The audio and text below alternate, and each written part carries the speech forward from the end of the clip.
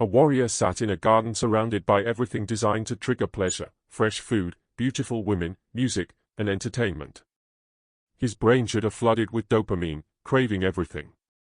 Instead, he sat completely unmoved, without suppressing desire and without resisting temptation. His brain simply didn't respond. He had trained his dopamine system so thoroughly that pleasure couldn't control him. He controlled pleasure. There is a neurological training protocol Japanese monks discovered in the 1400s that modern neuroscience only validated in 2023. They called it Yokubo Noihi, mastery over desire. Western researchers refer to it as dopamine regulation through voluntary deprivation, and they claim it can restore dopamine sensitivity by 300% in just 30 days. But there's a problem: everything modern society does is designed to damage your dopamine system. Have you noticed how nothing satisfies you anymore? How you need more and more stimulation to feel less and less pleasure? How your phone can't entertain you, food doesn't taste as good, achievements feel empty, and relationships feel boring. That's not depression. That's dopamine desensitization. Your brain has been hijacked by constant stimulation, and you've lost the ability to feel natural pleasure. You know the feeling: scrolling endlessly but nothing satisfies, eating but not tasting, achieving something and feeling nothing. That's dopamine desensitization, your brain demanding pleasure but unable to feel it because the receptors have been worn down by overstimulation. Today, you'll discover why Miyamoto Musashi, who lived surrounded by temptation, never became addicted to anything, why he could experience intense pleasure without becoming enslaved to it, and why ancient Japan understood something modern neuroscience is only now proving. You don't control dopamine by resisting it. You control dopamine by training your brain's response to it.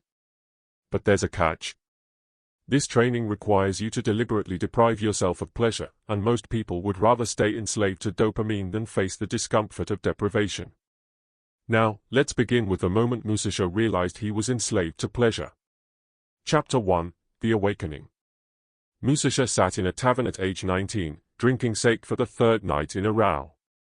He'd won a duel that afternoon and was celebrating. The alcohol felt good, the food tasted amazing, and the conversation was stimulating. His brain was flooded with dopamine, and he felt alive. But the next morning, he felt hollow. The pleasure was gone, and worse, everything else felt diminished. Sword practice felt boring. Walking felt tedious. Simple food tasted bland. His brain had been so overstimulated by celebration that normal activities no longer produced pleasure. He spent the day chasing the feeling from the night before. He went back to the tavern, drank again, ate again, felt good again, and the next morning felt even more hollow. The cycle was clear: pleasure to emptiness, to chasing, to pleasure, to deeper emptiness. A traveling monk noticed the pattern and approached him.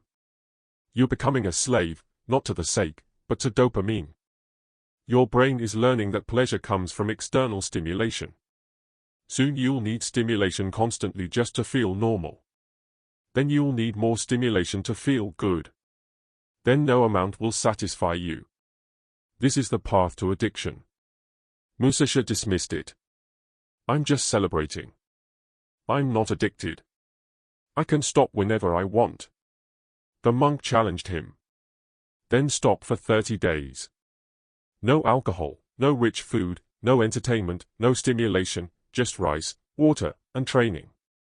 If you're not enslaved, this will be easy." Musashi accepted. Day 1 was fine. Day 2, restless. Day 3, unbearable. His mind screamed for stimulation. He couldn't focus on training. He couldn't sit still. He couldn't sleep. Every cell demanded dopamine, and the normal activities of life produced none. He wanted to quit, but the monk's words haunted him. "If you can't go 30 days without stimulation, you're already enslaved." Musashi realized the truth. He was addicted, not to sake specifically, but to dopamine itself. His brain had been hijacked by constant pleasure-seeking, and he'd lost the ability to function without external stimulation. This was the awakening. Modern life is designed to destroy your dopamine system. Constant access to intense pleasure, food, entertainment, sex, substances, and social media trains your brain to rely on external sources. Natural pleasures stop working. You become a dopamine slave, constantly chasing hits that satisfy less and less. A Stanford neuroscientist who has studied addiction and dopamine for 20 years explains, dopamine isn't the pleasure chemical, it's the motivation chemical. It drives seeking behavior. When you repeatedly spike dopamine through intense stimulation, the brain downregulates dopamine receptors to protect itself. This creates tolerance. You need more stimulation to feel the same effect. Eventually, baseline dopamine drops so low that normal activities produce no motivation or pleasure. This is the neurological basis of addiction. Musashi understood he needed to reset his dopamine system, not by resisting temptation through willpower, but by training his brain to produce dopamine naturally again. Chapter 2: The Principle of Yokubo Dankai. Desire fasting. After his awakening, Musashi went to a monastery and asked the head monk, "How do I escape enslavement to dopamine?" The monk answered, "You don't escape it. You reset it through Yokubo Dansha, desire fasting. Remove all sources of pleasure until your brain remembers how to produce natural dopamine again." Musashi later wrote, "The enslaved man needs constant stimulation.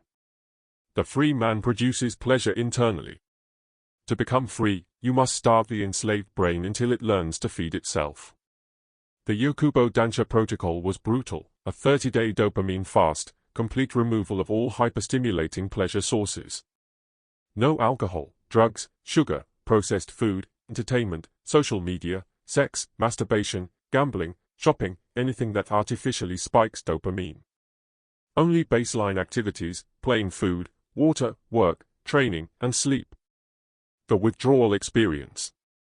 Days 1 to 7, intense craving, anxiety, restlessness, inability to focus, depression, and irritability. Your brain is screaming for dopamine hits. It has become dependent on them. Days 8 to 14, cravings decrease, but everything feels flat and meaningless. Your dopamine receptors are still downregulated, and normal activities produce no pleasure. Days 15 to 21, the first signs of recovery appear.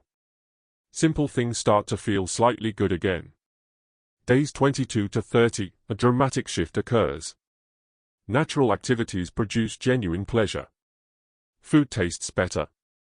Sunlight feels amazing. Training feels satisfying. Your dopamine system has reset.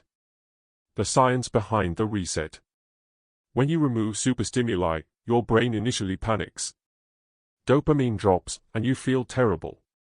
But after 14 to 21 days, the brain begins upregulating dopamine receptors to compensate for the lack of external stimulation.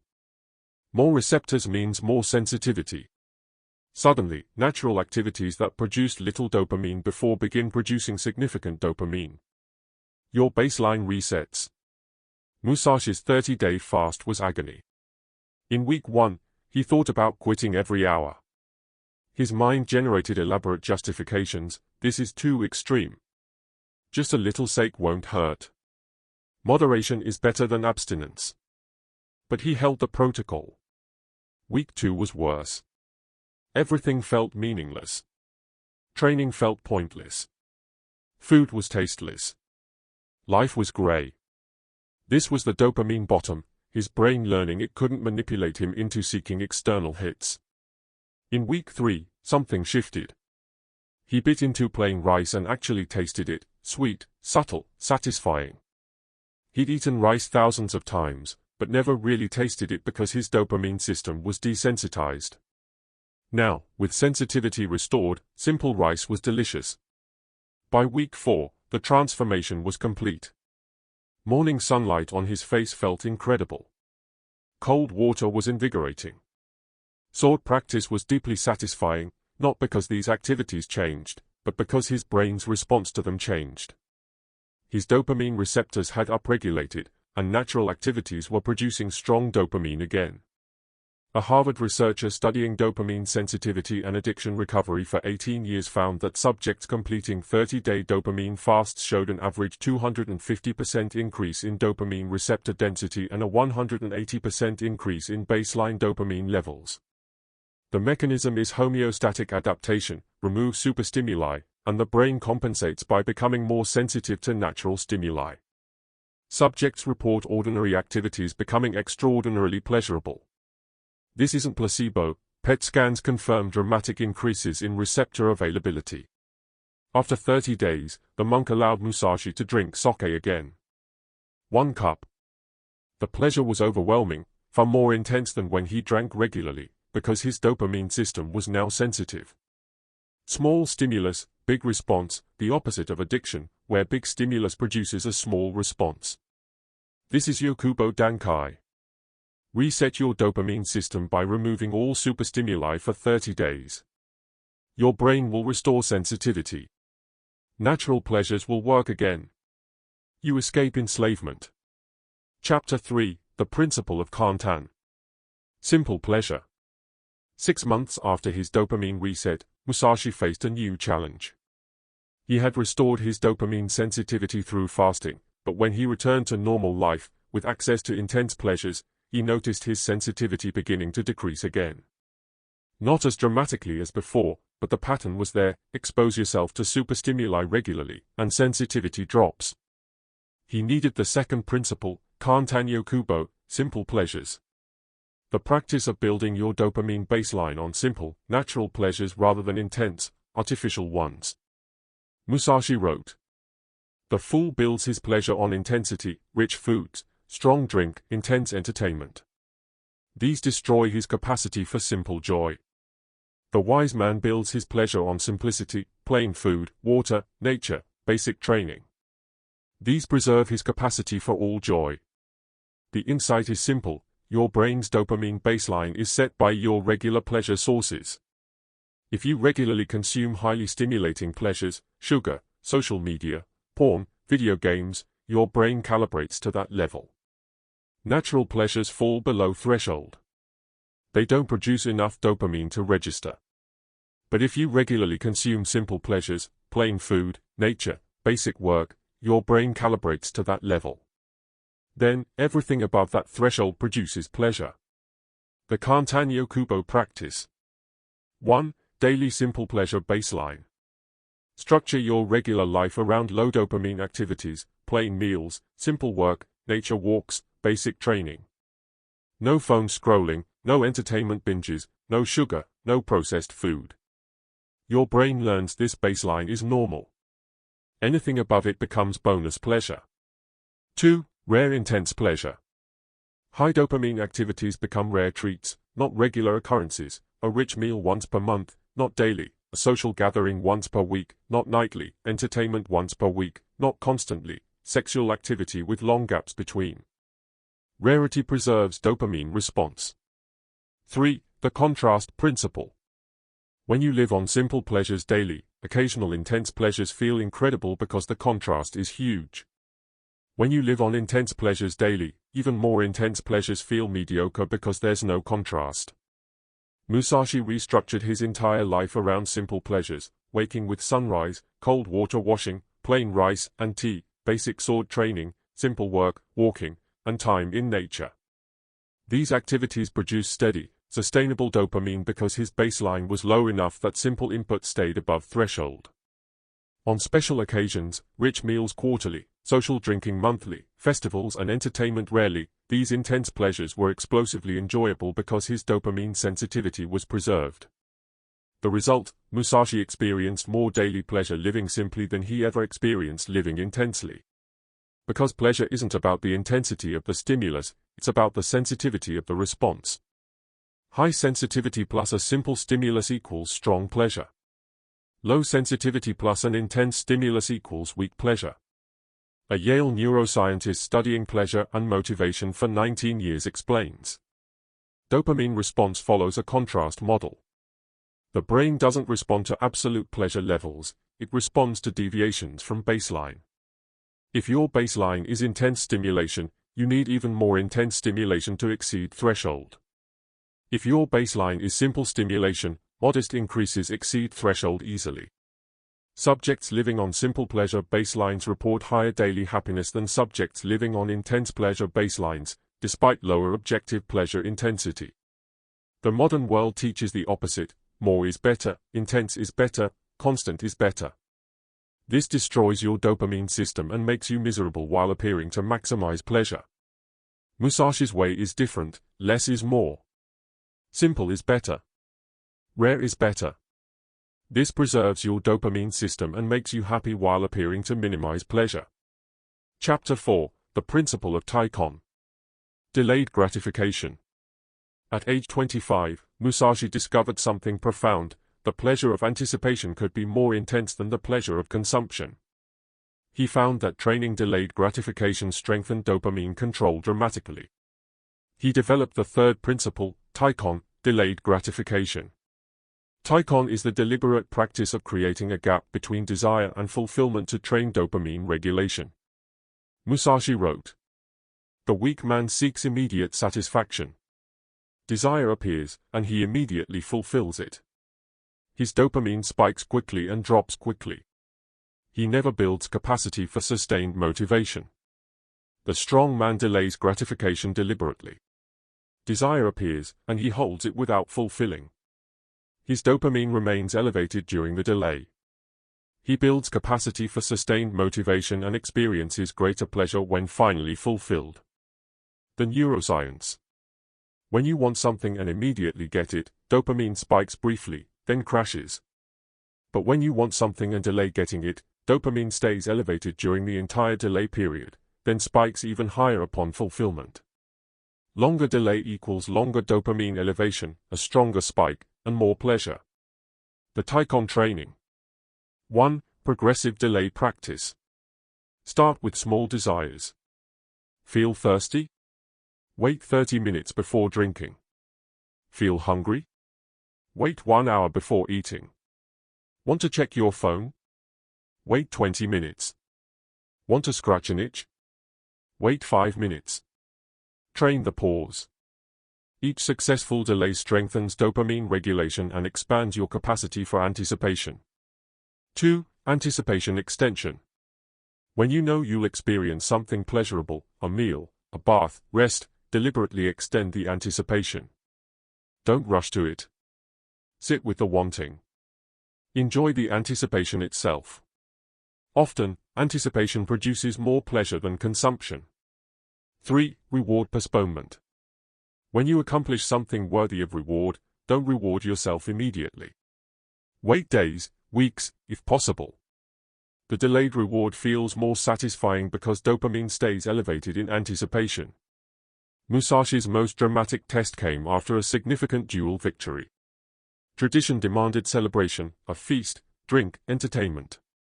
His brain screamed for immediate reward. Instead, Musashi waited 30 days. During those 30 days, anticipation kept his dopamine elevated.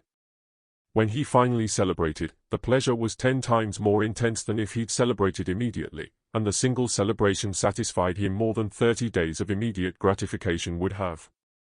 The modern world is designed to eliminate delay, food delivered in minutes, instant streaming, instant validation, instant stimulation. Every desire fulfilled immediately. This creates weak dopamine systems that can't sustain motivation and can't experience deep pleasure. A Princeton researcher studying self-control and delayed gratification for 20 years found that the famous marshmallow experiment showed children who could delay gratification had better life outcomes. Follow-up neuroscience revealed why. Delayed gratification trains the prefrontal cortex to regulate the limbic system. This creates stronger dopamine control, better impulse regulation, and paradoxically greater pleasure capacity. Subjects trained in delayed gratification report 300% higher pleasure from eventual rewards compared to subjects receiving immediate gratification. Musashi practiced Taikon daily, waiting before drinking water, delaying meals, extending work before rest. The water tasted incredible after waiting.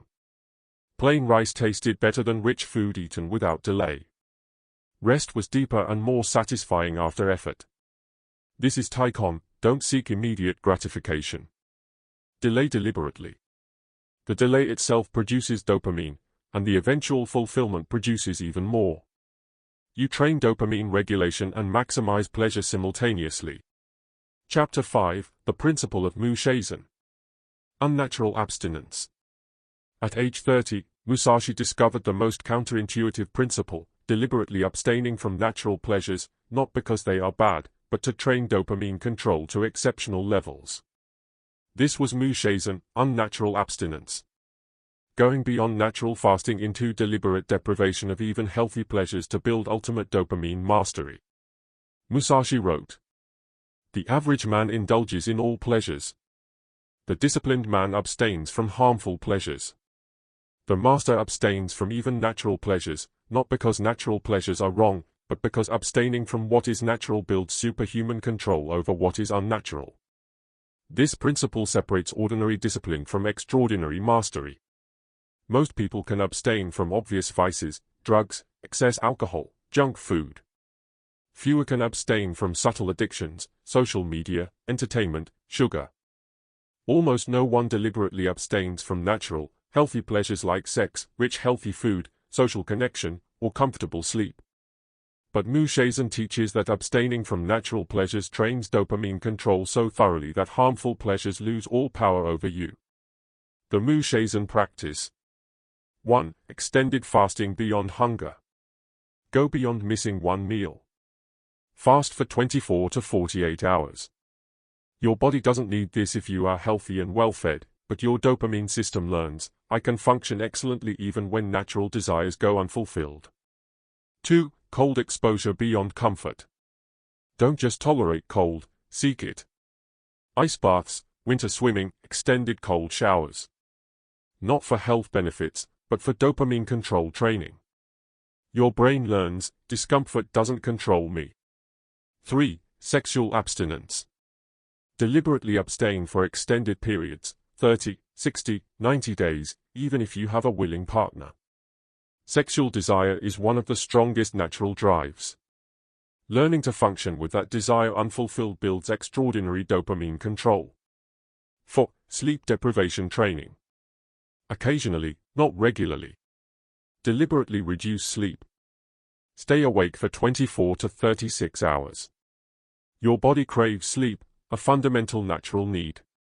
Experiencing that craving without fulfilling it trains massive dopamine regulation. There are social isolation periods. Humans are social animals.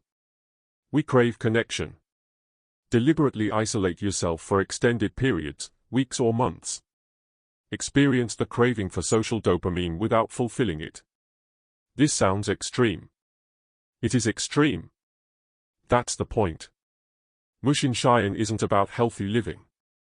It's about training superhuman dopamine control through voluntary suffering. Musashi practiced 90-day periods of extreme Musashi. Food was only plain rice and water, no variety, no flavor, no satisfaction beyond basic nutrition. Sex was complete abstinence despite opportunities. The desire remained, but fulfillment was withheld. Comfort was removed, sleep on a hard floor, no cushion, no warmth beyond what was necessary for survival. Social life was complete isolation, no conversation, no human contact. Just the self and practice. Entertainment was zero, no stories, no music, no stimulation beyond basic existence. After 90 days of this voluntary suffering, his dopamine control was absolute. When he returned to normal life, every normal pleasure felt incredible. Plain food tasted amazing. Simple conversation was deeply satisfying. Basic comfort was luxurious. And harmful pleasures, alcohol, rich food, sexual excess, held no appeal, because his dopamine system was so sensitive to simple pleasures that intense pleasures felt unnecessarily aggressive. More importantly, his motivation system was bulletproof. Most people need external rewards to sustain motivation. Musashi could sustain intense motivation with zero external reward, because his dopamine system was trained to produce motivation internally. A Columbia University neuroscientist studying extreme asceticism and dopamine for 21 years explains, voluntary deprivation of natural pleasures creates neurological resilience. Brain scans of monks practicing extreme asceticism show baseline dopamine levels 200% higher than normal populations, with dopamine receptor density increased 300%. The mechanism is adaptation to sustained low-stimulus environments. The brain compensates by producing more dopamine and more receptors. This creates both high baseline happiness and immunity to addiction. Warning: Mushinshian is an advanced practice. Don't attempt it without a foundation in Yokubo Dankai, Kantan Yokubo, and Taikon. Jumping to extreme deprivation without training causes harm. Build gradually. Chapter 6: The Complete Transformation. By age 40, Musashi had trained dopamine control for 21 years. His relationship with pleasure was completely transformed. Yokubo Dankai, desire fasting, annual 30-day dopamine fasts to reset sensitivity. His brain maintained high receptor density and high baseline dopamine because he regularly removed superstimuli. Kantan Yokubo, simple pleasures, daily life built on a baseline of simple pleasures, plain food, basic work, natural movement, simple social connection. His brain calibrated to this baseline, making everything above it feel good. Taikon, delayed gratification and automatic delay between desire and fulfillment. He wanted something, and he waited. The waiting produced pleasure. The eventual fulfillment produced greater pleasure. No more instant gratification weakness. Mushinshian, unnatural abstinence, periodic extreme deprivation, 90-day periods of voluntary suffering, that recalibrated his dopamine system to superhuman levels. The four principles work together. The fast reset sensitivity. Simple pleasures preserved it. Delayed gratification trained regulation. Unnatural abstinence built mastery. The combined effect was complete dopamine sovereignty. His daily life demonstrated complete control. Morning, he woke and immediately felt good, high baseline dopamine. He drank water, and it tasted incredible, high sensitivity. Natural activity produced strong dopamine throughout the day. Every activity produced genuine pleasure because his dopamine system was sensitive and undesensitized. Work felt satisfying. Walking felt pleasant. Plain food tasted delicious. Rest felt deeply refreshing. Temptations were available. Alcohol, no craving. Rich food, no need. Sexual opportunity, no compulsion. Entertainment, accessible, no desire. Not because he was suppressing desire, but because his dopamine system was so satisfied by simple pleasures that intense pleasures held no appeal. His motivation could sustain intense effort for years without external reward. Why? Because his dopamine system produced internal motivation constantly. He didn't need external hits to feel motivated. This is the complete transformation, from dopamine slave, needing constant stimulation, to dopamine master, producing unlimited internal motivation and pleasure. Chapter 7: The Truth About Modern Dopamine Destruction. Here's what Musashi understood that modern people refuse to see. Modern society is designed to destroy your dopamine system and enslave you to constant consumption. Every product, platform, and service is engineered to spike your dopamine as high as possible, as frequently as possible. Social media notifications, video game rewards, pornography, junk food, streaming content, shopping, everything designed to maximize dopamine release. The result: your dopamine receptors downregulate to protect your brain from overstimulation. You become desensitized. You need more and more stimulus to feel less and less pleasure. You become addicted to dopamine sources you consciously know are harmful. And the companies selling these dopamine spikes profit from your enslavement. The more desensitized you become, the more you consume, the more they profit. Your dopamine destruction is their business model. Musashi lived 400 years before social media, but the principle is timeless: easy pleasure destroys pleasure capacity. Constant stimulation creates insensitivity. Voluntary suffering creates sensitivity. The average modern person checks their phone 96 times per day, 96 dopamine spikes. Consumes 11 hours of media content daily. Eats processed food 3 or more times daily. Engages with social media 2.5 hours daily. Watches pornography regularly. Plays video games for rewards. Result: dopamine receptors downregulated by 40% to 60%. Baseline dopamine 50% lower than natural. Nothing feels good anymore. Everything feels flat. Constant need for more stimulation, producing less satisfaction. This is dopamine slavery. And you can't escape through moderation. You can only escape through reset and training. A Stanford researcher studying digital addiction and dopamine for 22 years found that modern dopamine environments exceed anything human brains evolved to handle. Natural maximum dopamine spikes from food, sex, or achievement are roughly 100% to 200% above baseline.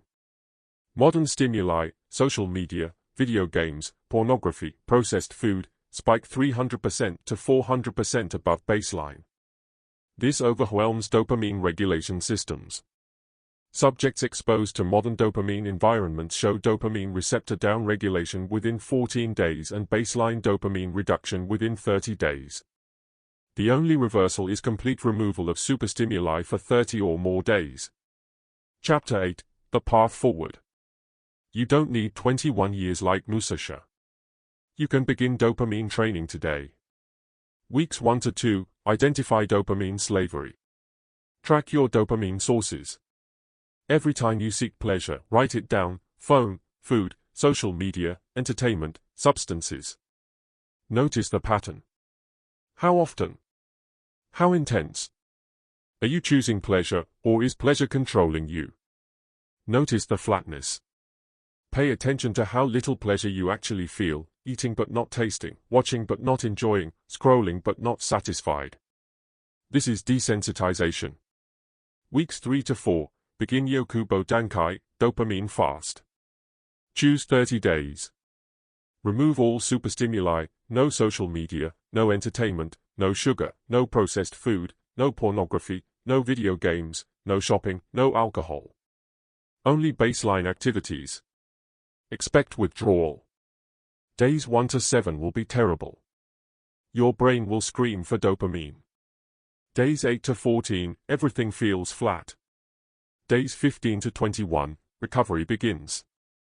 Days 22 to 30, the transformation completes. Months 2 to 3, implement Kantan Yokubo, simple pleasures. Rebuild your baseline. Structure daily life around simple pleasures: plain food, water, nature, basic work, movement, simple social connection.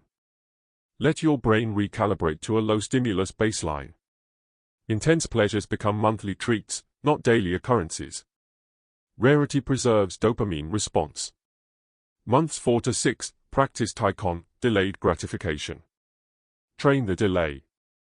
For every desire, create a gap before fulfilling it. Thirsty? Wait 30 minutes. Hungry? Wait 1 hour. Want to check your phone? Wait 20 minutes. Build delay capacity progressively. Extend anticipation when you know something pleasurable is coming. Enjoy the anticipation. Don't rush to it. The waiting itself produces dopamine. Months 7 to 12, advanced Mushin Shion, unnatural abstinence. Periodic extreme fasting once per quarter, 7 to 14 days of extreme deprivation, only plain rice and water, no variety, to train high-level dopamine control. Extended abstinence, a 90-day sexual abstinence period, or a social isolation period, or an entertainment fast. Choose one strong natural desire and deliberately don't fulfill it for an extended period. Expected timeline: Week 4, dopamine sensitivity begins returning. Simple things start to feel good. Month 2, a dramatic shift: normal activities produce genuine pleasure. Month 6, sustained sensitivity and delayed gratification feel natural. Month 12, complete dopamine sovereignty, internal motivation and unlimited pleasure capacity. The transformation is permanent if you maintain the practice. Your dopamine system stays sensitive as long as you keep your baseline simple and occasionally reset through fasting. Musashi died at age 62, having lived more than 40 years with complete dopamine sovereignty, never enslaved to pleasure, never needing external stimulation, experiencing more daily joy from simple existence than most people experience from intense indulgence. He sat in that garden surrounded by everything designed to trigger pleasure. His brain didn't respond with craving, not because he was suppressing it, but because his dopamine system was so satisfied by simple pleasures that intense pleasures were unnecessary. That sovereignty is available to you, not through resisting temptation, but through training your dopamine system to be satisfied by simplicity. You're currently enslaved, scrolling endlessly but feeling nothing, eating but not tasting, achieving but feeling empty. Your dopamine system is damaged by constant overstimulation. You need more and more to feel less and less.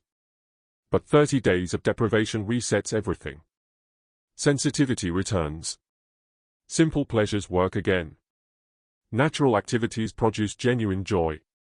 You escape slavery and regain freedom. Remember Musashi's teaching, the enslaved person needs constant stimulation. The free person produces pleasure internally.